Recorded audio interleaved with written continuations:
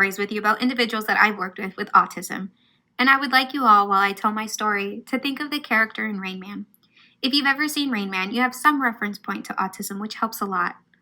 I mentioned earlier that people with autism, a style of one style learning. The way they learn, at first, is the way they will always participate or demonstrate that learning. I worked with an individual,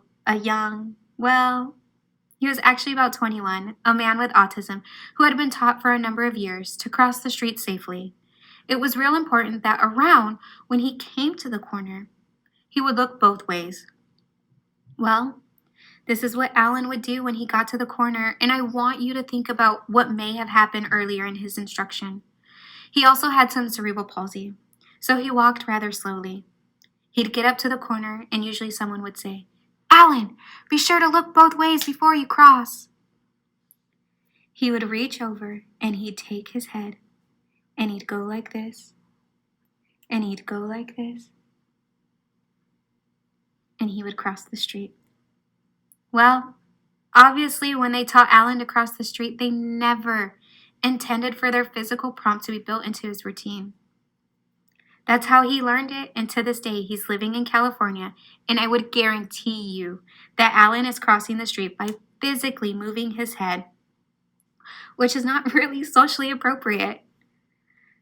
Another example, which is a real interesting story, which is often why autism is used to be seen as, a mental illness, because often children would exhibit real bizarre behavior.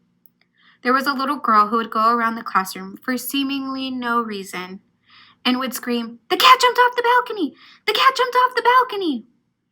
And in that type of phrase, and real excited, they had no idea what this meant. They thought, how bizarre. This girl is really strange. But luckily they used common sense and they talked to the parents. And they said, "Tell us what this means. We have no idea what she's trying to tell us."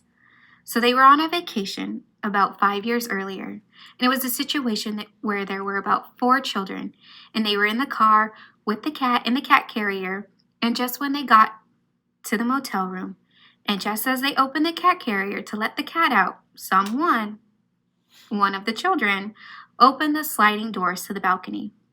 The cat ran out, jumped off the balcony, and ran away.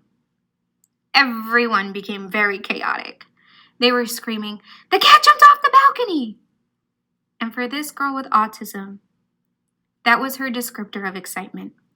So anytime she senses excitement, she would say, "The cat jumped off the balcony!" Which is great if you know what that means. But they didn't know this translation.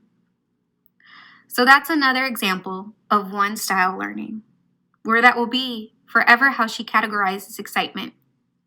It made for an interesting discovery when they found that out.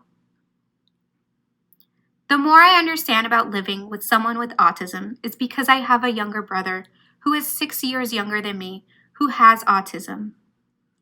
And he was diagnosed in the early 2000s as a very young child with childhood